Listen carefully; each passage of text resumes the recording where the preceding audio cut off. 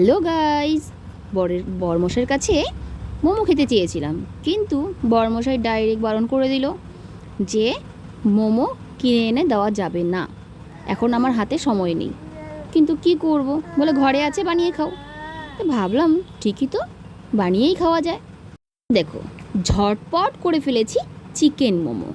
ঘরে একটু breast piece ছিল, চিকেন ব্রেস্ট পিস ছিল, তখন আমি ভালো করে ব্লেন্ডারে ব্লেন্ড করে বানিয়ে ফেললাম সব কিছু দিয়ে। এইবার দেখো, এটা করেছি স্টিম মোমো, আর করেছি এটা ফ্রাই স্টিম মোমো। এবার ওই যে কড়াইতে যে স্টিম করে না, ফ্রাই মানে নিচটা ক্রিসপি হয় সেই রকম। তো এবার দেখলাম যে খারাপ হয়নি, ভালোই হয়েছে। তা যদি তোমাদের রেসিপিটা লাগে অবশ্যই আমাকে কমেন্ট করে বলবে। খুব শর্ট, একদম একদম শর্ট রেসিপি, খুব তাড়াতাড়ি ইজিলি বানানো যায়। কমেন্ট করে জানাবে, আমি অবশ্যই তোমাদেরকে ফুল রেসিপি দিয়ে একটি ভিডিও করব।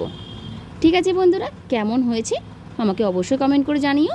সাথে ছিল চিলি গার্লিক অয়েল সস। সবাই ভালো থেকো, সুস্থ থেকো। দেখা হচ্ছে নেক্সট আরেকটি ভিডিওর সাথে।